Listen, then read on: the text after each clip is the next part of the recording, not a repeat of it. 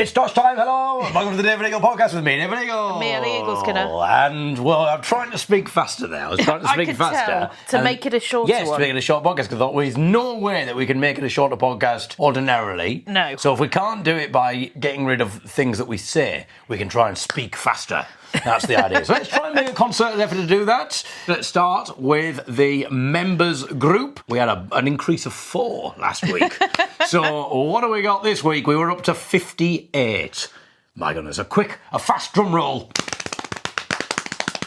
58. Oh. But Pip has finally finished walking the GR10 from the Atlantic to the Mediterranean along the Pyrenees. Well done, Pip. Well done, Pip. Olivia posted that she's excited about today's lunch, cooked up in Le Creuset, obviously, with added chicken, avocado, dollop of sour cream and a pinch of smoked paprika. And eagle-eyed Simon has seen that there's a little help from friend of the podcast, Ainsley. All right, Because then. there's a packet of Ainsley's Mediterranean-inspired couscous There rice you and go. bulgur You wheat. see, Ainsley, this is the power of the David Eagle podcast. And I'm sure you've noticed there that more people have bought your couscous. Yeah. Listeners of the David Eagle podcast, if all 58 of you to thank Ainsley Harriott bought a couscous, then... Well, Simon says it looks like that's 2 sponsors of the pod in the bag. We're going to make David and Ellie loads of money.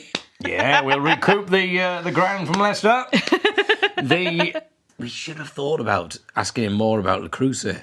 I can't believe we spoke to a chef and we didn't ask him to talk about Le Creuset. What was if he said he really didn't like it? Oh. I mean, that would have been quite controversial. I would have had problems. Also, I made a discovery this week. I didn't realise Ainsley Harriott was black. Oh, yeah, that was quite funny. When you realised, you were like, what? I said about him doing the accent. Yeah, because he did an accent. Like, I don't know what kind of accent. He did like a Caribbean accent. Yeah, like a Caribbean accent. And then something came up in conversation. I can't remember where it was, but it came up that he was black. Yeah. And I had absolutely no idea. No. I wonder if that'll happen a lot. I don't know. Maybe we could have a game of you say celebrity and I guess the skin colour. Celebrity skins. Was that a thing? There is Celebrity Skin by Hole. Oh, yes. The song. Exactly. Do you want me to just... This is the game where it does matter if they're black or white. Well, I wonder if there's a random celebrity generator. Dolly Parton. She died, obviously. I'm assuming that you don't listen to the David Eagle podcast for the latest news, listeners, so I do apologise if you had no idea about that. Parton, unfortunately, she has, but such sweet sorrow. Parton is such... Anyway, I mean, I'm pretty sure she's white. Yes. Yeah. Okay, I've just found a random celebrity generator. Okay. Harrison Ford. White. Yes. Kourtney Kardashian. White? Yes, but also partly Armenian, so... Okay. Tom Hanks. White. Zac Efron. White? Will Smith. White? No. No. Did you not know that Will Smith's a famous black man? Well, I know he was in the Men in Black. Yeah, well, that's... But I didn't know that's because he was black. No, that's the black suits they wear, Yeah. as said in the song. Exactly. So I didn't know he had to be black to be a man in Yeah, black. so Fresh Prince of Bel-Air was a whole sitcom about I've not watched the a Fresh black Prince of Bel-Air. family. Only thing I know about the Fresh Prince of Bel-Air is the theme tune. Yeah. Like a lot of things. Another one that I've never seen, that my brothers had on, but I've never seen the programme. I've just heard the theme tune and just walked through.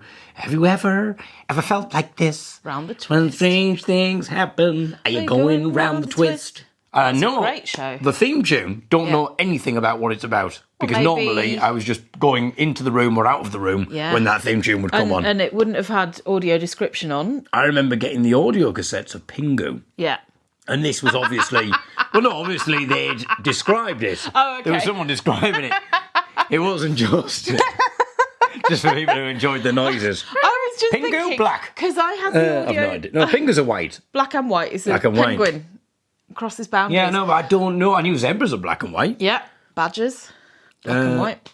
Yeah. Anyway, that was... Well, I've got 2 more people for you. 2 more in celebrity skins. Clint Eastwood. Black. White. Oh, Serena Williams. black. Yes. Oh, there we go. I don't know what my scores were there. Now it's your turn. Steve, other Steve, new Stephen. Yes. With Happy Hardcore Stephen. Has he contributed at all? Oh, he has. Oh my goodness, Stephen! He replied to a message. The dance at the end was the most concerning audio of the podcast. And the twist is that I'm twist. actually here as a long-time listener to the podcast, going right back to 2017 when I first discovered the Young'uns. Wow. The Coliseum of Norton Snippet was a surprise to me too, as I used to listen to the mixtapes which would circulate around Teesside in the 90s. I now very much want to hear a Techno T take on the Young'uns. Carrying the coffin all the way to London town. Yes, sir, carrying it. Carrying the coffin all the way to London town. Whistle! I just assumed it was someone who signed up because we played the MC. Yeah. No idea that he was already a Young'uns fan. Who would have thought there'd be such a folk, happy hardcore crossover? Maybe Excellent. that's a new mix for you to do eventually. Put your hand in my big box, pull out a cassette. We have no idea right now what's on it yet. But then we press play, we'll hear what we get. It's time to play a game we call Cassette Roulette. So this actually, coincidentally, links us to last week's Cassette Roulette a little bit. Oh, yeah. And it also links us to a thing that I have talked about on the podcast. Ooh. So it links us to last week's Cassette Roulette because that was a clip of me and my dad watching Hartlepool United play. Yes. And my fervent response. This is another football-related clip, but it also links to invented games. I gave a few examples of various games that I make up, and these are just games that are all in my head. How quick can I put my clothes on? Yeah. I'll get my clothes. I might even, before I get the clothes, do a little bit of commentary, kind of going, okay, well, this is a shirt combo. Hopefully he's remembered to leave all the buttons done up. So With it'd be quicker to space for put the head. over his head, but it's still enough space on the head. This is something that you have to think about in advance. Are the socks the right way round? You know, and all of that. So I'll do a little commentary and then off we go. And then I'll be like, that's an absolutely brilliant start there. He's got his head right in, both sleeves in at the same time. Absolutely brilliant. But the leg of the trousers are caught. One of them is inside out and he's now struggling to get that out because it's tangled up with a sock, and that is a rocky error. And he's lost the time that he gained at the start there. And it's a shame that has fallen by the wayside, but his legs are in now, the trousers are there, but he's got a belt which is flapping, and it's yes, the belt has come loose, and he's got it seems to be out of two of the holes. He's got to thread that through. That's time that's lost there. So I'll do a little bit of a commentary as I go. Very dramatic commentary as well. Yeah, well, arguably as well, I'm slowing myself down because I've got to think of the commentary going on. So I'm still do that now and again to this day, but did it a lot when I was a child. When I was driving with Mum, I remembered a game that I used to play because I was in the front of the car and we were doing a drive to Northampton that we'd done lots before. I just remembered that when I used to sit in the front of the car, every time there was some sort of join in the fabric of the road, like a different bit of asphalt or something like that, I would step over it as we drove over it. So any sort of imperfections in the road, I would have to step over. How can you step over it? Well, I would just sort of step in my seat. So I would move my feet up and down. And then sometimes on the road, there's loads of white lines to kind of get you to slow down if you're speeding. So my legs would just be going on those ones to step over them. And if we changed lanes, I would have to step over those sorts of ones as well. So I never told anybody about it. I just did it when Mum and Dad were driving. Yeah. This is a game that I made up when I was a child, and it's a football-related game. We had FIFA on the Sega Mega Drive. My two brothers would play it, obviously, normally. Yeah. But obviously I couldn't because I can't see. So I would make my own little game up. I was Hartlepool. And obviously Hartlepool, to the best of my knowledge, probably weren't in FIFA. I don't know if it was just the Premiership. Maybe Premiership in Division 1. Hartlepool were in Division 3. So probably not included in the game. Probably not included in the game. And so what I would do is I would give myself, and it's exactly the kind of game that I've already explained, but it's the numbering system. Yeah. I'd create a team, which was people I went to school with, people that I knew, my cousins, family members, all sorts of different people would play in this game. And I'd give them all a number between 1 and 10. And I would count from 1 to 10. And obviously I'd then make decisions based on, so if there was like the sound, because it made the sound of the ball being kicked and stuff. Yeah. Not their balls being kicked. That's a different game. Quite an incendiary FIFA. I'd have to really listen to hear how the crowd are responding. But all essentially I was doing, if we went in the next block of 10, the other players would get the ball. But I'd just be counting, going, oh God, they got the ball, they're advancing. But then it would get to so I got to number 1, it'd be like, whatever the defender's name has got the ball now. And he's running with it. And so I'd make all this up, not having a clue what was actually going on in the screen. And all I would be doing is I'd just launch FIFA, and then I'd just start banging buttons. Oh, right. So I had no idea. Well, God knows what the hell was happening on the screen. Yeah. And then if there was a goal, obviously I'd make up a thing of like who'd kicked it and that kind of thing. I mean, if you were actually looking at the game, because nearly always it would be in the real game, it would always be the opposite team who would win. Yeah. Because the chances of me actually scoring a goal are very slim. Yeah, you're just randomly hitting. Because I'm just randomly hitting. I'd love to know if you could save like the game. Yeah. I'd love to know how some of those games looked because they must have just looked crazy. Now and again, and you'll hear on the recording as well, because what I'm going to play you is I taped some of the games. So you'll hear me doing the commentary as I'm playing the game. And you'll hear people's names, and these people say people I went to school with, that kind of thing. But I'll be making all of this up. So now and again you'd hear... Well, you'll hear it in a second. So this is sort of a precursor to your commentary of the tennis in Hillsborough Park that you did more recently. Yeah, but... Just a random sporting event that you're narrating. Yeah, that's why I was so good at the tennis commentary, you see. But I'd have leagues as well, and so they would all be done through a spreadsheet. I would write my number of points down, and then I had like a random number generator thing that would happen in the spreadsheet. Ooh. And so that would decide where everybody else is in the league. Yeah. So you'll hear a bit now of me running through the league. Yep. I don't know when this would have been, probably about 11 or something I probably would have been. You'll hear my voice is starting to break a little bit. It's sort of broken, but you'll hear it sort of wobbling around a little bit here. And here is the league table. Huddersfield are first, Norwich are second, York are third, Gillingham are fourth, West Ham are fifth, Hartlepool are sixth. Well, you're coming with me. Oh, okay. So then what I have to do is I turn on the TV. It was an old black and white TV. And I'd have to then find the channel. So it had like a knob on the TV. Yeah. And I'd have to tune it to get to the Sega bit. But as I switch the TV on, it's playing a programme. I wonder if you... I've no idea, by the way. It sounds like it's from some sort of film or something. I wonder if you or any of the listeners can identify it from this tiny clip. Well, you're coming with me, please. Do not harm me. You're coming with me. Oh, Please, no. do not harm me. I think it says... Well, you're coming with me, please. Do not harm me. Was it take care and then a name or something? Name? Well, you're coming with me, please. Do not harm me. Take care something, you're coming with Take me. care, boy, or something. Oh, You're coming okay. with me. Please do not harm me. Oh. So if anyone knows what that's from, I mean, we could try Googling. Let's have a little... And then to TV script or film script and then the keywords. Well, you're coming with me, please. Do not harm me. So we could definitely hear, you're coming with me, please do not harm me. Is it definitely please do not harm me? I think Play that so. bit again. Well, you're coming with me, please. Do not harm me. Any ideas, listeners? What show or film is that from? Nothing coming up on Nothing Google. coming up. Basically, it's gone, if someone's in danger, call 999. Okay, so now what you'll hear is I'm tuning into the Sega and I launch FIFA. Now, the other problem that I have is not being able to see. I don't know how to get the game going. So I have to just keep bashing buttons until eventually it starts the game.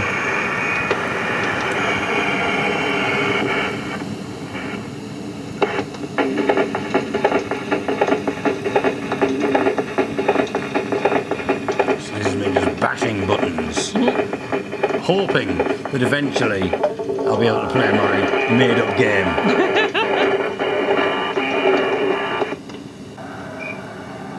Cambridge kick-off.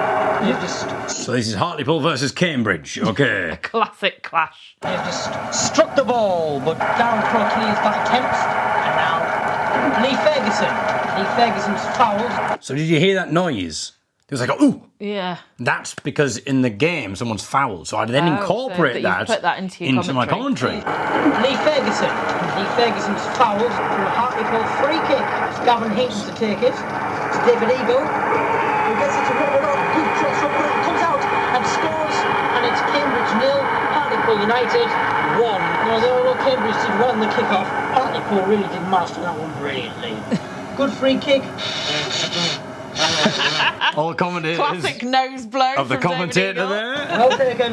Lee Ferguson kicks it out to Robert Orton, who then gets it to Robert Bradbury. It's offside. Gavin Heaton dribbling the ball out. Good cross to Edward Davies. Edward Davies in a good position. Takes a shot. The goalkeeper saves.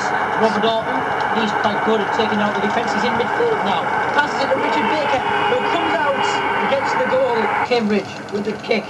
And they're taking it very eagerly. They seem a bit upset now that they're 2-0 down and they want their revenge. And it looks as if they could get it here. And it's half-time. It's so Half interesting time. how different your accent is. It's so much more like Hartlepool. So that's half time. We will Half-time. see what happens in the second half. But at the moment, Hartlepool are 2-0 up against Cambridge. I've got a little surprise for you. It was results day last week, and I was remembering how I was in the local newspaper with my results for my GCSEs. And so I decided to search it. I was searching for my stuff, and I'm not in the paper much, and there's this online search you can use, and so I've joined that for a free trial for a month, and I thought, I'll search David Eagle, and bloody hell, you were in the paper a lot. Yes. As a child, you seem to be part of the Hartlepool Northern Daily Mail Chipper Club? Oh, yeah, I remember being in the Chipper Club. We had to, you wrote little poems and stuff and stories. Yeah, well, I have taken lots of screenshots and downloads of articles that you are in. So I thought we could read some of them out. We could do one a week. Yeah. And We've actually, still got the school reports. we have got the school reports as well. June the 15th, 1992. And the article about you is next to an opinion piece, Blow Whistle on England's Unruly Fans, about the football hooliganism. But And then I gave my take. I remember they interviewing me at the age of 7 about that. I don't think As one of TV's leading pundits. Yeah. So the title of this little article is Plucky David Hits the Right Note. And there's a picture of you with a lovely sort of bowl haircut on a keyboard, and it says David shows his keyboard skills, and it's written by someone called Bernice, and it says, by normal standards, David Eagle is a pretty remarkable little boy. Being just 7 years old, he's raised money for the Children's Cancer Ward at Newcastle's RVI and taken part in a sponsored walk for the Yellow Brick Road appeal. Add to that, the youngster is a keen gymnast, skilled swimmer, and plays the organ. Oh, they're so close if they called me a young'un. Well, we'll come back to that. Impressive achievements for any child, but even more so in David's case, because he is blind. The Mail first found out about David after he wrote a letter to the Chipper Club in Braille, and that's just one instance which highlights the bravery of a little boy who refuses to let his handicap get in the way. So I wrote it in Braille, so I wonder if they actually could read it. Yeah. If my dad had, Or if he'd sent a translation for them. Yeah. David was just 9 months old when he was... They thought it was a nice little letter. They didn't realise it was full of vitriol about the quality of writing from Bernice. My take on football hooliganism. I can't believe they didn't publish it. David was just 9 months old when he was diagnosed as having cancer, which eventually led to the loss of his sight. He had all this bruising round his eyes and they looked all puffy, said David's mum, Margaret. And then they diagnosed the cancer. Margaret revealed what a dreadful time it was, with doctors only giving David a 50-50 chance of survival. He used to cry, and obviously you don't think any of it because all babies cry, she said. But then when we realised how ill he was, we thought how he must have been crying in pain, and we felt dreadful.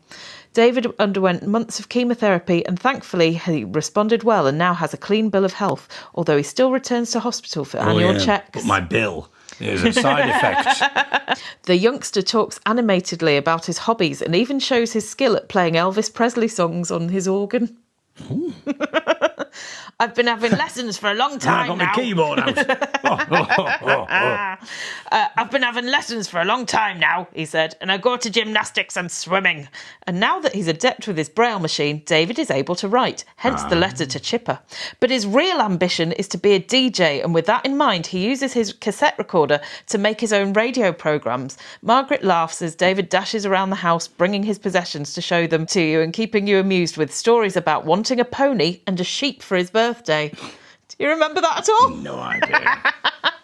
It's hard to believe that this bright youngster is unable to see, but there's no doubt that his other senses have been finely honed to compensate for it. We wanted to do something to say thank you to the hospital, so we've been involved in a sponsored 5-mile run every year for the Children's Cancer Ward at RVI, said Margaret. But this year was the first time that David was old enough to take part, so we thought we'd let him. And that's the end of your... Plucky David hits the right note. I mean, the trouble is, because they're talking about hitting the right note, so you'd assume that and plucky, I'd be playing the guitar. Yeah. But no. Sort of mixed a metaphor.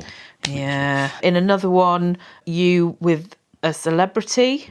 Well, maybe we tease that. Yeah, we've got one of you getting a special treat. Ooh. There's A pony? A sheep? Well, I can't say. There's one of you much younger meeting another well-known person. And then there's also two of your poems. Oh. So we'll do some of those over the weeks then? Yeah, I think so. Excellent. We don't want it all now, do we? Well, no. Well, there's no point doing my poems now because it's time to exhibit my creative prowess at the age of 9. It's quite a sad moment in some ways. It's the final part of my fantasy novella, The Story of the Brain King. Aww. I think it was 13 or 14 weeks ago that my dad brought some Braille books out of his garage in his house in Hartlepool. And when we had a little look at them on the podcast, we discovered that I had written a book that I cannot remember. It's time to find out what happens at the end of the book. It's time to find out why the chapter is called Goodbye, Hairy Toe. Because at the moment, we're in quite a bit of turmoil, aren't we? Yes, lots been going on. We've got the Lord of Darkness, who has the Time Doctor's power. But the problem is, the Lord of Darkness hasn't got long to enjoy his power because the Time Doctor has put in place the complete annihilation, the destruction of the entire planet. So, well, we're going to find out. We're going to find out what happens. We but checking before the we do, we emails? should check the emails. And perhaps the group. The group and see if anyone's said anything. So we did get an email from Steve, but it was just after we'd recorded last week. Okay. In reference to the Brain King. What can be said that hasn't already been said? Hugely entertaining and the highlight of the podcast for me, apart from Olivia's email, obviously. He's also shared in the Facebook group, he's found Marisa. Oh? There's a screenshot that he's taken of a TV programme that says Marisa, Regina's daughter. Marisa, and she's female. Oh. Well, I can tell you, I have now obviously read the entire full book. book. It is not revealed whether Marisa is a boy or a girl. Well, or there we go. Black or white. Olivia says it was very gripping again this week. Unsure if the Lord of Darkness will just use his new power to stop the volcano or sun from exploding. Hoping the Time Doctor has something up his sleeve to save everyone. Unless the story takes a very dark turn and it turns out that the Time Doctor is actually evil. Or is the next chapter titled Goodbye, Hairy Toe an allusion to the fact that everyone makes it out alive except Hairy Toe? Or maybe everyone lives and Hairy Toe just goes on his merry way. I'm excited to find out and fingers crossed for a happy ending. Now, I'd just like to add my own comment. Okay. What's the title? Oh, yeah. I thought this when I finished the book. It's called The Story of the Brain King. Why? Has the Brain King ever been mentioned? No. I'm King presuming... Pelagos the Brain King? Maybe. But why? But it's not really the story of him, is it? No. No. So maybe... You know what? I'm gonna... It's taken me all this time to go, hang on. I thought that. I shut the book and I thought, why is it called The Story of the Brain King? Absolutely no idea. Also, do you remember when I gave that really long city its name? And I said, you'll only hear that name. I said, it's a very long name. You'll only hear that name twice. Once is now and once is a little bit... The next time is a little bit later on. Never said again. Never done the city's name. You probably couldn't remember how to spell it. Why? How have I missed that? It's such an obvious thing. Well, you were a very young, naive writer. Only a couple of published poems to your name. Yeah, exactly. Okay. I'm going to shut the curtains. Oh, okay. I'm going to give you the headphone. She likes to listen to the Story of the Brain King naked. Well, I wasn't going to mention it, but I was going to take my trousers off. Oh. Which is why I'm closing the curtains. Okay. Because I think the slightly damp... okay. Shut up, David. Slightly damp what? Don't leave us there. I've been out in the rain and the bottom of my trousers are a bit damp and I think that's what's making my legs itch. And also, you're going to put all this in, aren't you? I've also, part way through, I don't know if people heard me releasing the clips on my bra. So I'm having to take that off. Okay, listeners, here's a challenge. When in the podcast, assuming that I don't accidentally edit it out because I don't know. No. When in the podcast does Ellie loosen her bra? So we want a timestamp, listeners. See if you can hear who's good with timestamps? Claire. Okay. They should have serialised this in the Hartlepool Mail. Oh, that would have been such I'd have a been draw, like Dickens. wouldn't it? Yeah. Anyway, this is what you Maybe missed we out can on send Hartlepool it to Mail. them, Yeah, and they can serialise it now. They've not had anything with you in for a while. No, for a while. Where's Plucky David now? Yeah, local celebrity. Plucky David is back. Okay, it's time for the final part of, here we go, I'm going to make it a good one, the story of the Briain King. Ouch! The internet is very clever. A man and woman with a teenage-type boy with short hair and a loud voice were spotted playing on machines in the amusement centre when they got caught in an electric mist that carried them into the machine. Harry! Mum! Dad! I am Harrytor. Your mum and dad are lost in the internet. Oh, go away, you stupid dragon! After them, men of dead! Make them the dead! Bob Tag Tiggerwag to the rescue once again! Okay, you rabbits, shut your dirty toilet! It is time for you to meet your battle. The computer fired at us, and we vanish in an electric mist. I am the Time Doctor, and I have with me my staff of time. In 50 seconds, the sun will explode, and you and all will die.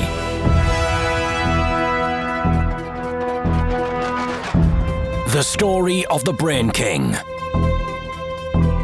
by D.A. Eagle. Chapter 13. Goodbye, Harrytor.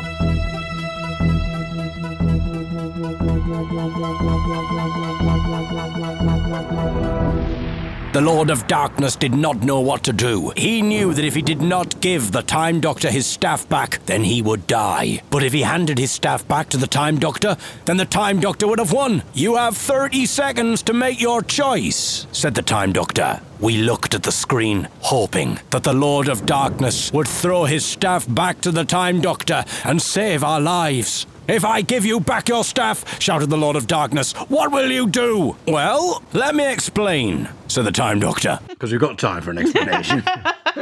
Let me explain, said the Time Doctor. In 20 seconds, if you do not hand me your staff, everything will die, including yourself. If you do hand me back my staff and give me back my power, I will be able to reverse the destruction. And the only way I can do that is to reverse time. I will take you all back in time, before this madness started, before the electric mist. You have 10 seconds, Lord of Darkness. If you don't act now, I cannot reverse the destruction when the destruction happens. 5 seconds, Lord of Darkness. The Lord of Darkness threw the staff of the Time Doctor and shouted, I will do it all again, and next time, I will win. The Time Doctor caught the staff. He smiled and said to the Lord of Darkness, next time, I will be more prepared. And then, with 1 second to go, he lifted his staff as high as he could and began to reverse time. The Lord of Darkness, with a face filled with hatred, began to scream some words at the Time Doctor, but we never heard those words. For the Lord of Darkness was forced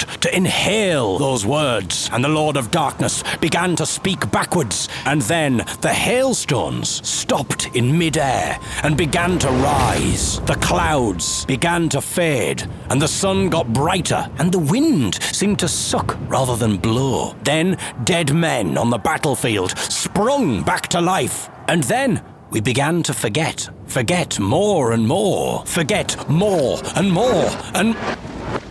Marisa and I looked around confused. We were sat on a bed in a bedroom, and in front of us was a TV, and on the TV was a strange little man. I am Harrytor, said the man. and I am here because And then the man looked confused. I can't remember. He said, Never mind. Well, goodbye. he said, Goodbye, Harrytor, said Marisa and I. And the man disappeared. And then on the TV we saw the BBC One News. And finally, said the news reporter, while on holiday, a man and a woman with a teenage-type boy with short hair and a loud voice were spotted playing on the machines in the amusement centre. They seemed to be having a lovely time. Good night. Marisa and I turned off the TV. What shall we do now? Said Marisa. Why don't we make up a story? I said. What about? Said Marisa. I've got an idea, I said. The end. I think my favourite line of that is a teenage type boy Well, that's what I said at the... I know, That's what the news reporter said before. I know, but I'd forgotten that So it's until you just- did the recap at the start of this one. But I And love then it, as if it would be on the news. This would be having a lovely Just had a time. lovely time. But I suppose what it is they'd already started saying it. Yeah, and then the problem had That's when reversed. time starts to get confused. It's like, so that's gone now. Yeah. So there we go. No idea why it's called The Story of the Briain King, but there we go. I sort of like it as an end. Yeah, because it starts the cycle again, because you're making up that story, or are you, because time is happening again? Well, that's Are you in the an thing. endless loop now? I remember when we were writing stories at school and we got told, and one thing I don't want it to end It with, was all a it was all a dream. And I remember me and a couple of the kids in the class were like, no, that's what I was thinking. We couldn't believe that someone had... Yeah, we were never allowed to do, and it was all Rumbled a that. dream. So that's kind of maybe similar slightly, because essentially you're saying that never happened. Except it did and then got wiped out. Because really, Or did or it? did it? Because it was a made. Well, then Yeah. again, if it was a made-up story, then that's fine. It's a story.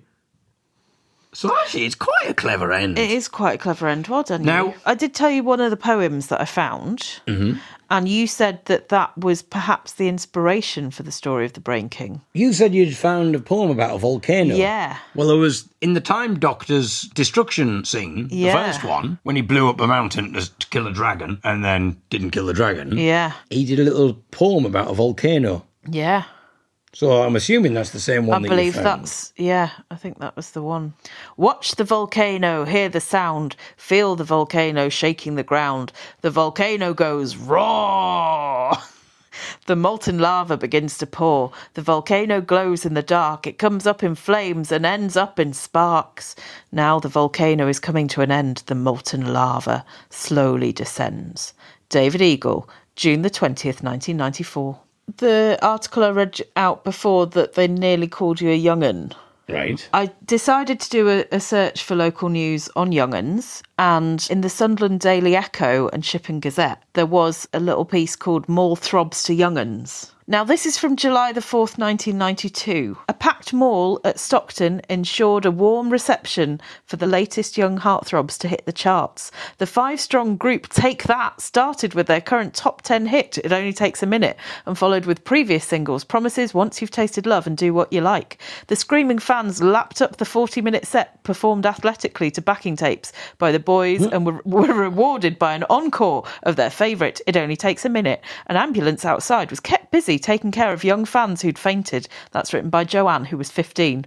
But Take That were called the Young'uns before the Young'uns were, thanks to her. It's also quite odd that a 15-year-old is describing a pop band as young'uns Yeah. when she is 15. She's 15 and they're all presumably... In their 20s. Yeah. It's time for part 2 of Cassette Roulette. Would you like to go to an email from Phil before that? I don't know, would I? Hello, Ellie, and the other one. Although my short-term memory may be fading, my mid to long-term memory still works, as I do remember pointing out that you'd reviewed the same herbal tea twice. I also remember that my niece starred in the early versions of the David Eagle Time, podcast Mr. Eagle? with her excellent range of What's the Time, Mr. Eagle questions and her cutting potato insults for potato news. This week's Cassette Roulette brought back the memory of the one time I attended a Hartlepool game with the Eagle family and got to experience Jerry's commentary firsthand. So I should explain, you probably worked out, that I know that I went to school with Phil. Yes.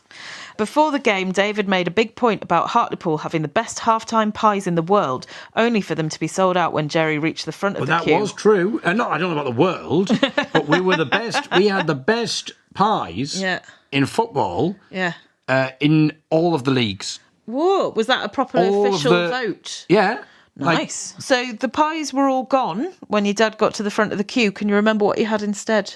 No idea. Phil says it was Mars bars, which is not an automatic best substitute Mars bars in the league for a pie. I'm talking about the entire, either the entire English league, or the entire British league, or British leagues, not just Division 3. Not just 3. Well, yeah. I don't imagine that European football do pies in the same way. It's not such a cultural thing. What sort of pies were they? Mince pies, I think? Like, as in savoury mince? Yeah, yeah. Well, that's what this was all about. That wasn't to do with the goal going in, that was the pies coming out. They love the pies so much. Anyway. So part 2. Okay. So it was half-time. It was 1-0 Hartlepool versus Cambridge. No, it was 2-0. Oh, sorry, I missed one. 2-0 Hartlepool 2, Cambridge 0. Yeah. And we rejoined the game for the second half. David Eagle came out of his defence with a great cross in, and the goalkeeper didn't stand a chance. David Eagle, good goal, and he puts him 3-0 up. It's Cambridge 0, Hartlepool United 3, and now they're coming out to try and get it 3-1. That midfielder crashes to his knee, and he looks a bit injured, I must say. No, he's all right. He's got up. Oof, dear me. I thought that would be terrible, that one. Oh, But you're right, David Eagle gets the ball now to Edward Davies. Back to Royal Bradburn. Andrew Thompson races out. He's very eager. 15 minutes gone. Still 30 minutes to go. Hartlepool could get it. But Cambridge could even get 3 goals and equalise. Could even get 4. You're tired. But I like the fun that I'm now describing it. minutes to Hey, go. they could get a goal, that would make it 3-1. They could get another goal. I suppose that'd be 3-2. If they get another goal, it'd be 3. Oh, if they get another one, that'd be 4-3. They'd be winning then, wouldn't they? Just running through all the eventualities. All the possibilities. Braithwaite just hit the ball. Now Lee Ferguson's got it. He doesn't seem to be wanting to waste any time at all. Passes it to David Eagle straight away. But David Eagle's a bit calm. A bit too calm. Passes it to Edward Davies. Edward Davies charging down the wing. Passes it on to Richard Baker. Not a very good pass by Edward Davies. And in the end, Cambridge do well to retrieve the ball. Takes it past the defence again. Chris Wilson is at half line. He probably knew he had that ball, but he got it, and I think Hartlepool's points are being minimised. There's about 5 minutes to go. They get the ball, they get the goal. 3-1. Fans have left now. They think that's the end. But I don't think it might. I think they could get another goal. I don't want them to, but it could happen. Anything could happen here. Hartlepool gets the kick off. Darren Crowe to David Eagle, who gets it to Edward Davies. Oh, a bit of fouling going on here, and Hartlepool may even get a penalty. No, he just blows the whistle for Bolt Iron. There you go. 3-1 Hartlepool. It's so weird listening to your voice being so different. Like, not just in pitch, but your accent. Like, calm. He's a bit too calm. But I kind of enjoy the fact that I had to create a whole narrative. Yeah. Because you think about other kids would just be playing FIFA, and I'm sure it's doing some reasonable stuff to the brain, spatial awareness, doing all of that. But I'm just making up a commentary, making up a narrative in my head of what possibly is going on. So it's quite a creative. It's really clever. And then what all kids want when they're playing a game, extra excitement, inputting the data into a spreadsheet. I had a formula. I had to set up a formula. Yeah. But it was like a random generator, the points, the whole league table was generated at random as well. Yeah. As in who'd play when. Who'd play when, yeah. That was all done by putting a random number would be generated in one column, and then I'd sort ascending or whatever it was from the random, based on, say that was column B. Yeah. So column B with the random number, and then I would sort ascending, and then that would decide my fixture list. Brilliant. It's quite fun that your sort of imaginary world has so much admin in it. But Before we can play the game, we've got to make sure that our admin is up to date. I was saying to Mum that we were talking about your games when I told her about the one where I was jumping over the lines and walking over them in the car, and that you have all your different ones. And I was like, well, I did used to have mine where I had these little toy figures, and they all had backstories and they all had names, and they would interact together. So there was a bear holding some washing, so she was the maid bear called Martha, and then there was a bear that was dressed as a cricket player, so he was called Dennis Compton, and there were all these different ones inhabiting this little town, and I would just sit for hours making them talk to each other, and I had a full, almost soap opera style setup for them where they were all interacting, not as dramatic as a proper soap opera, but I never had anything to record them, so it was all just me quietly in my room with nobody ever witnessing it. Yeah, because obviously I've got all the tapes, we've got all the Braille books. Well, next week, listeners, what we'll do is we'll open up another Braille book. Yeah. And we'll see what's on it. What's on it next? So that's what we'll do next week.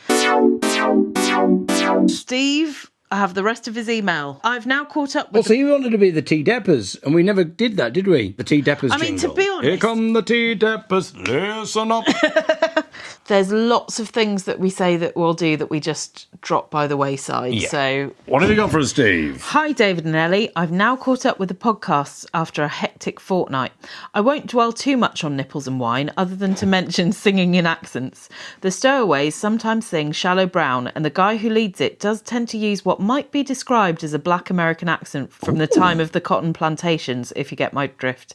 When we were singing at a festival a few years back, a couple of people tutted loudly, bearing in mind the origins of the song and its subject matter. Doing a metronome. Bearing in mind the origins of the song and its subject matter, we feel that it's appropriate and not in any way offensive. We also sing the Mingulay boat song in a Scottish accent, but nobody gets upset by that. I think the problem is, I suppose it depends on why you're doing it. Again, it's like, are you doing it because it sort of feels like it's got an authenticity about it? I don't know. I'm not sure about that.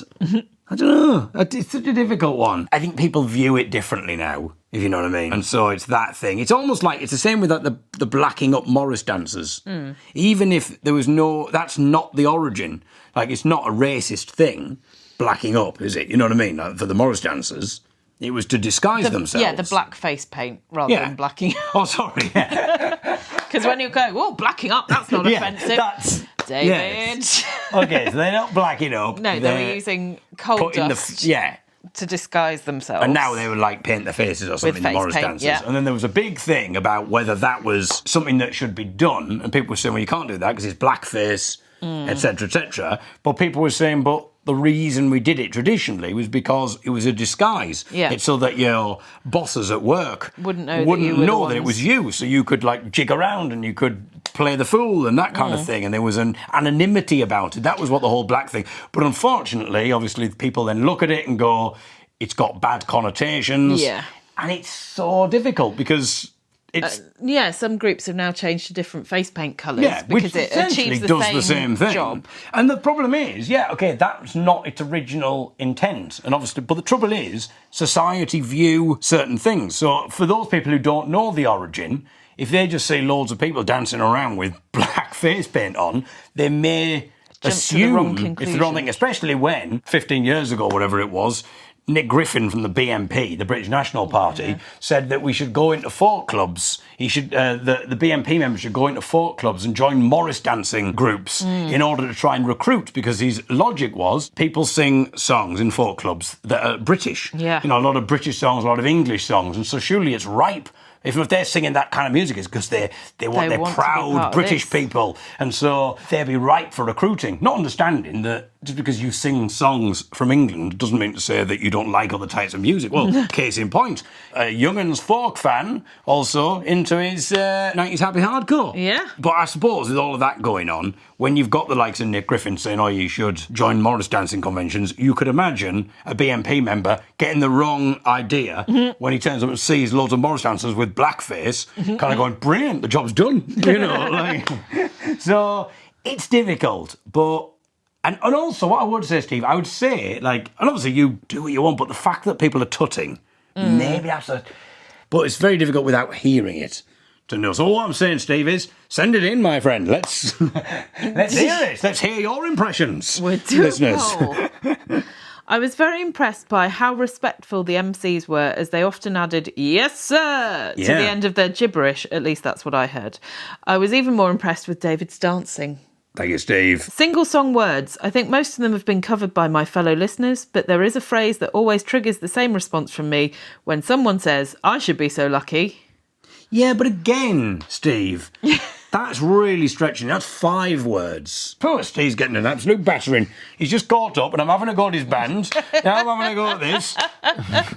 I do sometimes put little... there's a one. I do. Yeah.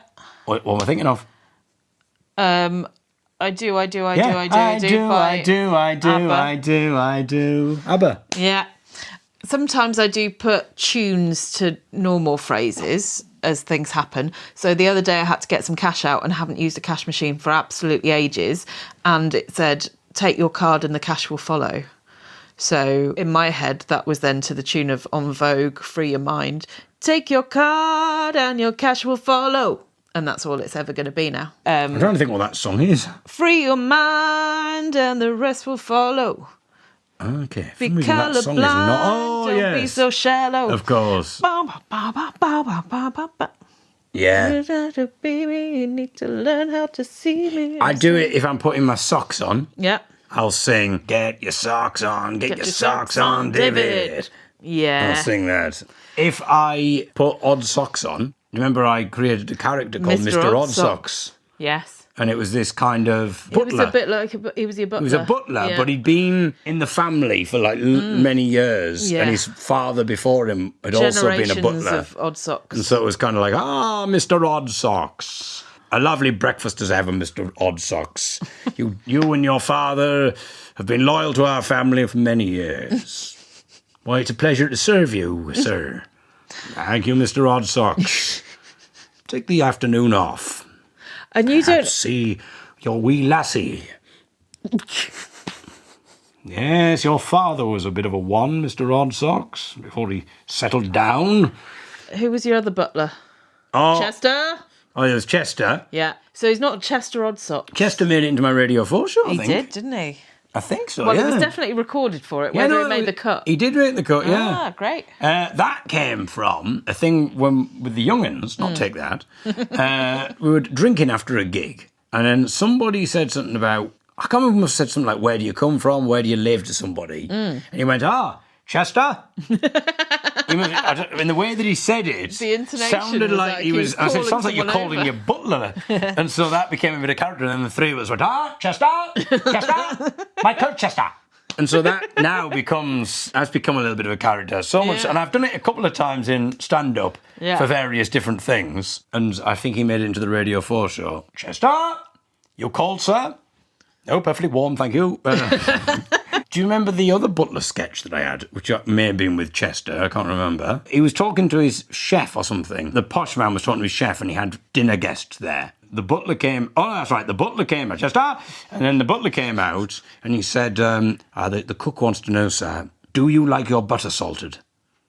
Oh, God. And then, so he's asking, obviously, do you like your butter salted? Salted butter. Do you want salted butter for the cooking? Yeah. And then in the thing, the posh guy, whoever he's called, he hasn't actually got a name ever in these sketches. No. He goes, how dare you? And he properly flies off the handle and he says, you could tell the cook we were never going to talk about that. It was one night, one stupid, foolish night. I was curious. We both had something to drink. And and anyway, the whole thing is obviously that he thought that the cook was asking if he wanted his butter salted. as if the cook would have said that. These butter. And also sent the butler to ask. Would you like your butter salted? Is it a more horrible way of saying it anyway? And then he would have this breakdown in front of him, going, okay, fine, I admit it. It was one night. And then he'll eventually admit, okay, me and the cook, we had a bit of a thing. But fine, I admit it, I'm gay. There, are you happy? I've said it in front of all these people, I'm gay. There, I've got it. And then, are you happy now? And then the butler's like, no, I meant, would you like your butter salted, sir? And then he's like, my butter, oh, I see. No, I knew exactly what you meant. It was just a little joke of mine. Anyway. Back to Steve. Celebrities. Oh, careful putting you back to Steve. Stop it. Would you like a butter salted?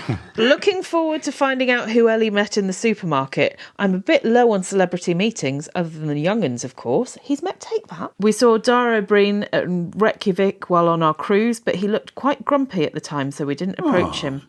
Maybe he was just studiously writing. He was just thinking of ideas. He was just. Because I don't think Dara Briain's a nice personal I woman. met him and he was very cheery. You've met them all? I've met so many people, mate. Remember when Dara Briain used to, at the end of every joke, go, yeah. Yeah.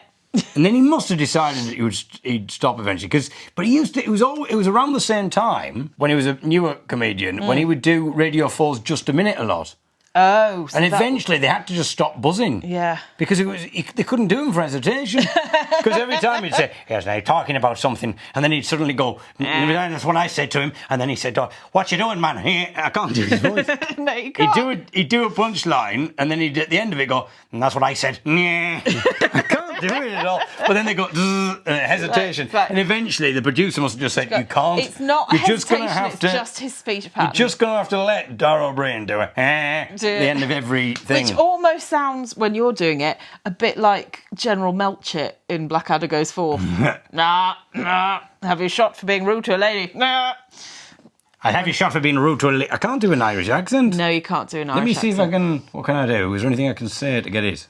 I don't know what part of Ireland it is, but Well, it's Southern Ireland. a friend used to say that a really good thing to say in Ireland is a fella fell off a lorry. Fla lorry. A fla lorry. Is that Northern Irish that you're doing now? I've no idea. I need to get into Irish. Hello, no. I mean, you're almost back onto your Dara Briain here. Hello, Terry Dara. Wogan. I can do Terry Wogan. Let's Okay. see. Here we go. Hello, hi, it's Terry Wogan here. And you're listening to the David Eagle podcast.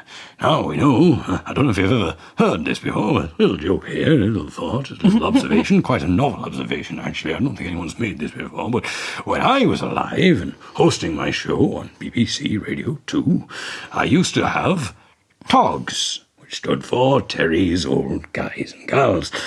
But now, this is the David Eagle podcast, so you could call yourselves dogs. Thank you. Pleased to see in the studio with me right now, I've got a wonderful comedian, Mr. Dara O'Brien. Great to have you here, Dara. It's great to be here, Terry. Back to you, Steve. Is he still going, Steve? Yes, he's still going. We've just interrupted him. We're not even going to have time for Olivia at this rate. Of course we are. Many years ago, I met Francis Rossi and Rick Parfitt from Status Quo at a signing in HMV, but that's about it for me. They were very forthcoming. He said, will you do me a favour? And he said, whatever you want. Lovely. Very good. This is cool.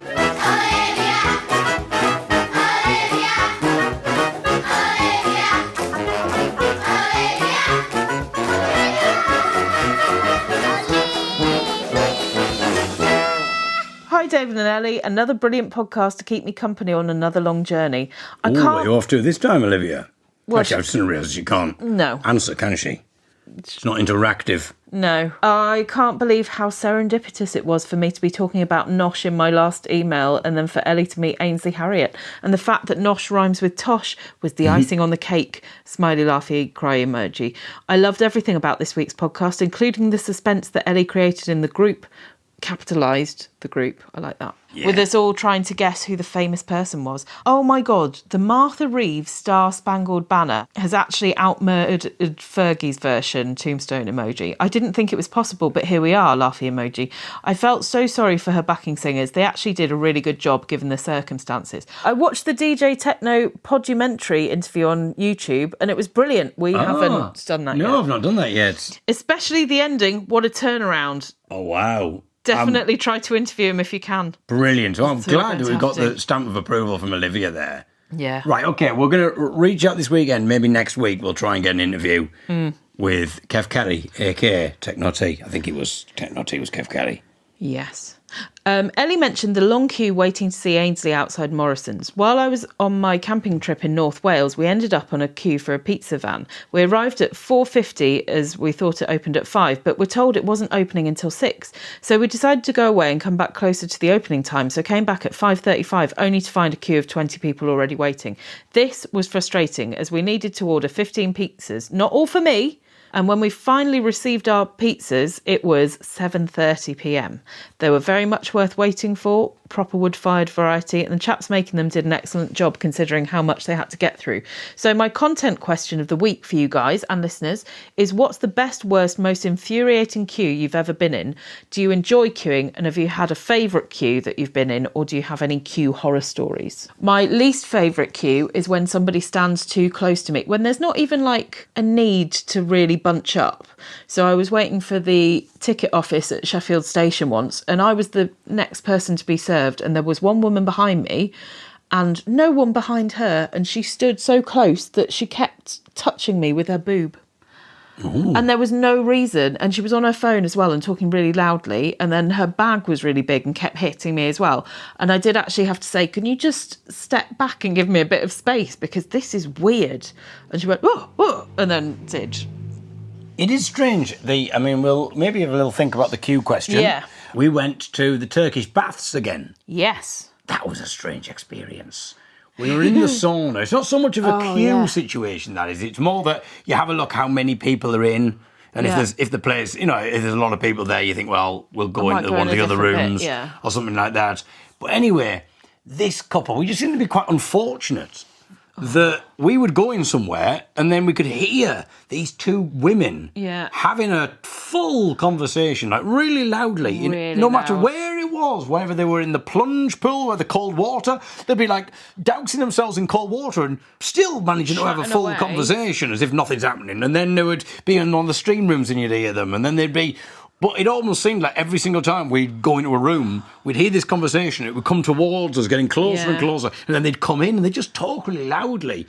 And they were... it was crazy what they were talking about as well. Yeah, the first bit that we sort of properly overheard where you could hear the words, not just the incessant noise, was... And she asked me outright if I'd had a miscarriage. And I said, that's none of your business and you've got to talk to HR. And then her friend was like, yeah, that's really triggering. You don't know who's listening to that conversation. Yeah, well, she said, like... what was said was, so she worked in a school. Yeah. And she said the head teacher came up because she'd have to have some time off. Yeah. And the head teacher said, can I ask what the problem is? What's been going on? Is everything all right or whatever, And then the friend was like, yeah, because it could have been anything. It could have been anything triggering. You've got to be careful because you don't know who's around or, what might trigger someone or, would she ask you if you'd had like suicidal ideation? And she's talking about this really, and she's just talking really loudly about like stuff that's inappropriate. And you're kind of going, but we're in a sauna right now with you.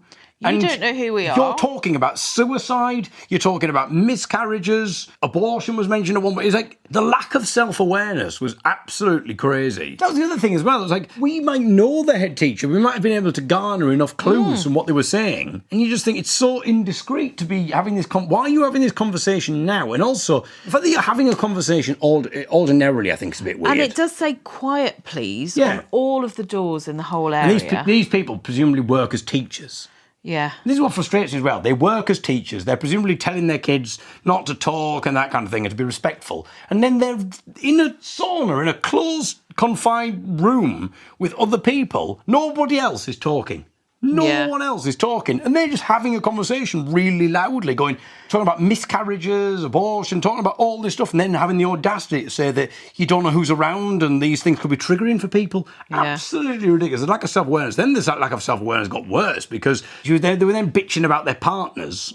And you go, I don't think the problem is probably them, to be honest. It's probably you. But anyway, just from what I'm getting. Anyway, but that's when she said... I've been learning about communication, because, and the difference between listening and hearing. She's like, yeah, true, right, yeah, that's right. And she says, sometimes he'll hear. But he won't listen. But is he really listening? But just the fact that she said she understood the difference between hearing and listening, and I was so tempted. And I've been learning a lot about communication and hearing and listening and the difference between hearing and listening, and I was so tempted to say, do you think I'm listening or I'm hearing? Mm-hmm.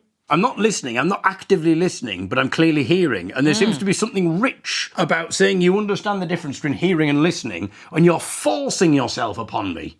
Yeah. Oh, I didn't tell you she was doing that. My friend Sarah, for whom I was waiting for so long outside Banbury WH Smith, for Ellie's benefit on the indoor precinct side opposite Boots, winky emoji, very impressed you remembered Laura Ashley and Monsoon locations. She was absolutely fine. She has turned up since, and I spoke to her that evening on the phone and she was very apologetic. Not sure how else I'd like to hear the Olivia theme, maybe with a washboard or castanets. Until next week, Olivia, 2 kisses. Oh, I do have castanets! Do you? Yes. Okay, well, here we go, Olivia.